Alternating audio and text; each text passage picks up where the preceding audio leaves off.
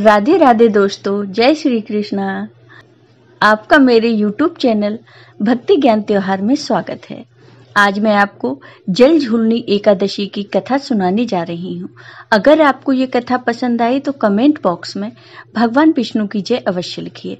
साथ ही अगर आपने अभी तक मेरे चैनल को सब्सक्राइब नहीं किया तो सब्सक्राइब कर लीजिए और बेल आइकन पर क्लिक जरूर कीजिए, जिससे हमारे वीडियो के नोटिफिकेशन आपको मिलते रहें। हिंदू धर्म ग्रंथों के अनुसार भाद्रपद मास के शुक्ल पक्ष की एकादशी को जल झूलनी एकादशी कहते हैं। इसे परिवर्तनी एकादशी, पद्मा एकादशी, बामन एकादशी एवं डोल ग्यारस आदि नामों से भी जाना जाता है। इस दिन भगवान बामन की पूजा की जाती है। कुछ स्थानों पर यह भगवान श्री कृष्ण की सूरज पूजा होने के रूप में मनाया जाता है। शिशु के जन्म के बाद जलवा पूजन, सूरज पूजन या कुआं पूजन का विधान है। उसी के बाद अन्य संस्कारों की शुरुआत होती है। यह पर्व उसी का एक रूप माना जाता है। शाम के वक्त भगवान श्री कृष्ण की प्रतिमा को झांकी के रूप में मंदिर के नजदीक किसी पवित्र जल स्रोत पर ले जाया जाता है और वहां उन्हें स्नान कराते हैं एवं वस्त्र धोते हैं और फिर वापस आकर उनकी पूजा की जाती है।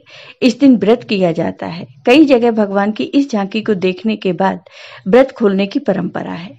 झांकी में भगवान को पालकी यानी डोली में ले जाया जाता है, इसलिए इसे डोल एकादशी भी कहते हैं। एक मान्यता यह भी है कि भगवान विष्णु इस दिन करवट बदलते हैं।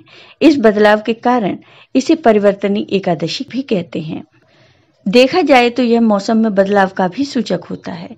इस दिन भगवान विष्णु के वामन रूप की पूजा की जाती है, इसलिए इसे वामन एकादशी भी कहा जाता है। अब सुनिए जल झूलनी एकादशी की व्रत कथा। सूर्यवंश में मानधाता नामक चक्रवर्ती एक राजा हुए। उनके राज्य में सुख संपदा की कोई कमी नहीं थी। प्रजा सुख से जीवन व्यतीत कर रही थी, परंतु एक समय उनके राज्य में 3 वर्षों तक वर्षा नहीं हुई। प्रजा दुख से व्याकुल थी। तब राजा भगवान नारायण की शरण में जाते हैं और उनसे अपनी प्रजा के दुख दूर करने की प्रार्थना करते हैं। राजा भादों के शुक्ल पक्ष की एकादशी का व्रत भी करते हैं। इस प्रकार व्रत के प्रभाव से राज्य में वर्षा होने लगती है और सभी के कष्ट दूर हो जाते हैं। राज्य में पुनः खुशियों का वातावरण छा जाता है। इस उत्तम व्रत का अनुष्ठान अवश्य करना चाहिए। पद्मा एकादशी के दिन सामर्थ्य अनुसार दान करने से शुभ फलों की प्राप्ति होती है। जल झूलनी एकादशी के दिन जो व्यक्ति व्रत करता है उसे भूमि दान करने और गोदान करने के पश्चात मिलने वाले पुण्य फलों से अधिक शुभ फलों की प्राप्ति होती है। वामन अवतार की ये कथा। सतयुग में प्रहलाद के पौत्र दैत्यराज बलि ने स्वर्गलोक पर अधिकार कर लिया। सभी देवता इस विपत्ति से बचने के लिए भगवान विष्णु के पास गए। तब भगवान विष्णु ने कहा कि मैं स्वयं देव माता अदिति के गर्भ से उत्पन्न होकर तुम्हें स्वर्ग का राज्य दिलाऊंगा। कुछ समय पश्चात भगवान विष्णु ने वामन अवतार लिया। एक बार जब बलि महान यज्ञ कर रहा था, तब भगवान वामन बलि की यज्ञशाला में गए और राजा बलि से 3 पग धरती दान में मांगी।